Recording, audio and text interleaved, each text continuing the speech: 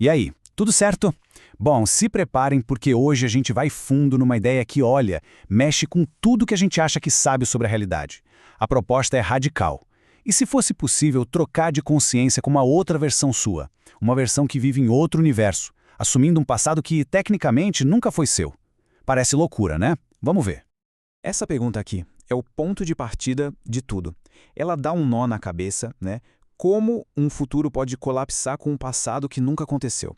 A nossa intuição grita que isso é impossível, que não faz o menor sentido. Mas e se a física moderna tiver uma opinião um pouquinho diferente? Ok, vamos mergulhar nisso. Para a gente começar a desembolar esse mistério, primeiro a gente precisa entender direitinho por que essa pergunta quebra todas as regras do jogo. As regras de tempo e de causa e efeito que a gente conhece. No nosso dia a dia, a gente enxerga o tempo como uma rua de mão única, certo? O passado influencia o presente, que por sua vez cria o futuro. Simples, linear.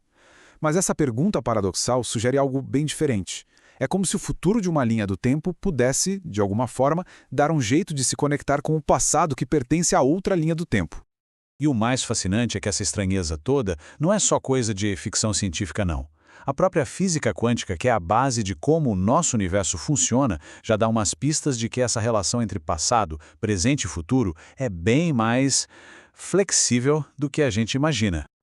Pensa só que doideira. Nesse experimento, é como se uma partícula tivesse que escolher entre dois caminhos. E a decisão de como a gente vai observar essa partícula lá no futuro parece que define qual caminho ela tomou lá no passado. É bizarro. É como se a nossa escolha no final da corrida mudasse o jeito que o corredor largou.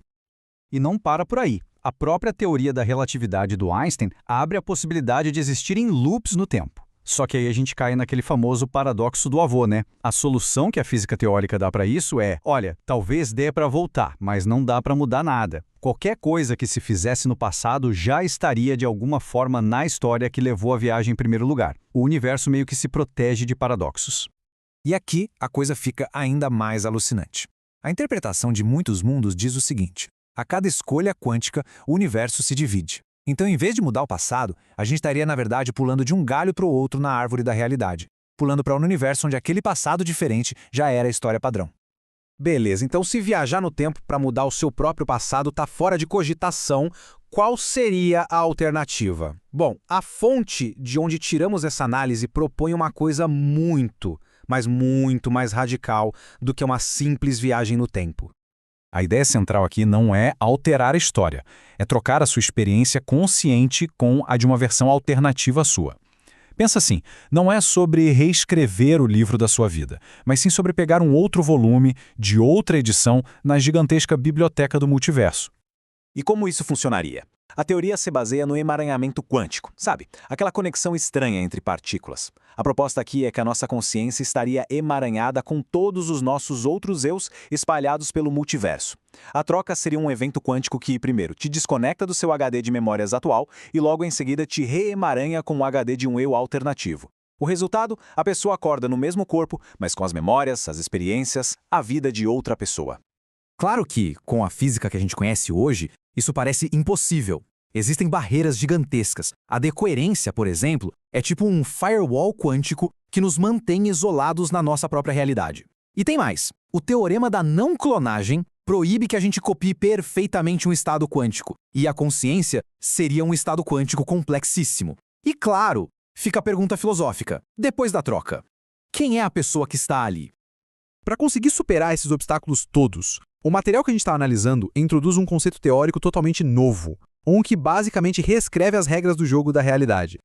A contrafísica seria o oposto complementar da nossa física. Pensa no yin e no yang.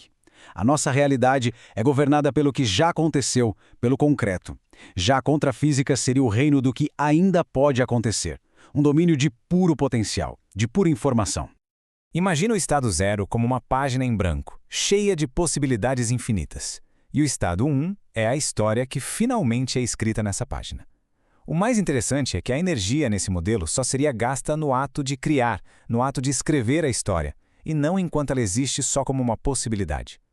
Tá, mas qual seria o gatilho para algo sair do campo do potencial e se tornar real? A teoria aqui é muito ousada. Ela propõe que seria a proporção áurea, o número φ. Assim como essa constante matemática aparece em todo lugar na natureza, aqui ela definiria o ponto exato em que uma possibilidade ganha ressonância suficiente para se manifestar na nossa realidade. Com essa base teórica toda, vamos ver como seria, então, a tecnologia que tornaria possível essa tal troca de consciência. A gente teria aqui uns dispositivos bem avançados, tipo um gerador de campo semântico, que criaria bolhas onde as leis da física poderiam ser ajustadas. Mas a peça-chave de tudo seria a interface neuropotencial, um aparelho que conseguiria conectar os nossos pensamentos, os nossos padrões neurais, diretamente àquele campo de puro potencial.